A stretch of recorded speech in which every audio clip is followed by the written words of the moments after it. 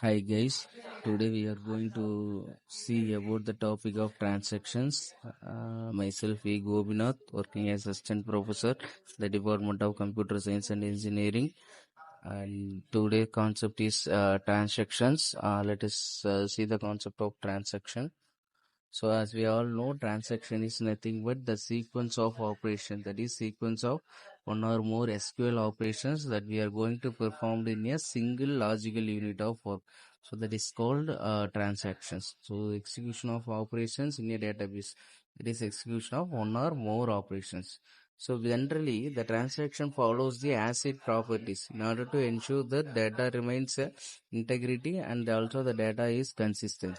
So that the transaction always follows the properties of ACID. A stands for atomicity and C stands for consistency and I for isolation and D is for durability.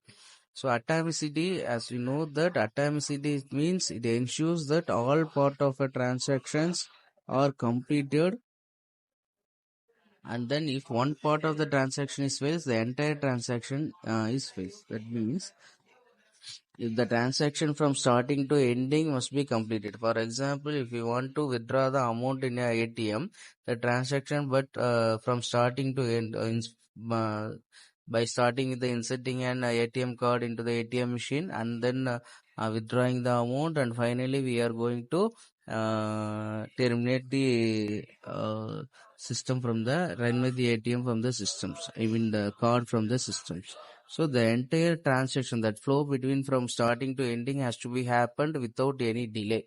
That is called the atomicity.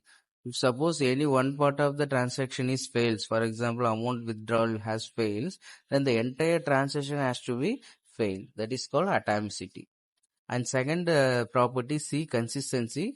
Consistency that guarantees that the transaction brings the database from one valid state to another.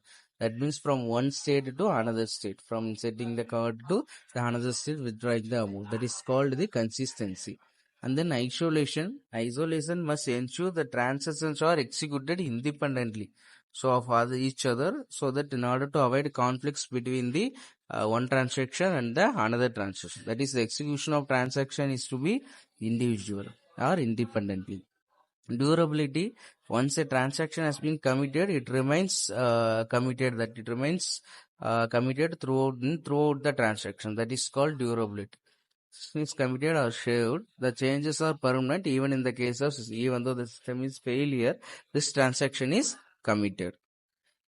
For example, for the atomicity, look at the above example. Let us say we will transfer the amount 5,000 from Arjun Kumar's salary to Meenara. There is two employee ID, that is employee ID 101 and 102, Arjun Kumar Meenara's. We are going to transfer from 5,000 from Arjun Kumar to Meenara's salary. So now the employee salary of Arjun Kumar is 50,000. Once we deducted 5,000 from Arjun Kumar, it must be 45,000. And for let us see after transaction, 45,000 from Arjun Kumar and Meena Raj has to 65,000. If the above two steps is completed, then only we can say that this transaction is successful. So that the entire transaction has to be successful. If any one of the step fails, the transaction is rolled back to the initial stage from starting stage. So that is called as atomicity property. So the transaction will maintain the data integrity and also the consistency, and we help prevent the partial updates. And a partial update in the sense we cannot have partial update that this state is completed, that another state is not complete. That problem didn't occur here. And also here it ensures the smooth and reliable data operations. That is called the transaction properties. The next concept we are going that in the transaction system concept, that is mainly the four methods. Database system, it is a combinations of hardware, software, and also this mainly designed to manage the to store the information efficiently. For that purpose, we know that database means in order to maintain the data, store the data effectively. And transaction, we know that it will maintain or ensure the ACID properties. Just now we have seen what is ACID properties. And concurrency control, that means the mechanism that ensures that multiple transaction can occur simultaneously. If suppose there are two transactions A and B, the two transaction has to be occurred very simultaneously. That is called concurrency control. Recovery system, this technique helps us to restore the database to a consistent state even though it has been failure occurs. And database states, these are all the 5 states we are going to look out here. The first state is transaction, that is active state, that is transaction is being executed, and partially committed in the sense that the final statement is executed but changes are not permanent. That means we are going to complete the projects, your last final step to the transactions. Committed in the sense all the operations and the transactions are executed successfully, that is called committed.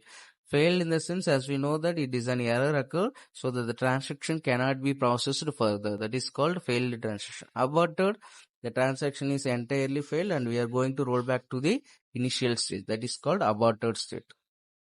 And we have 2 more concepts, serializability.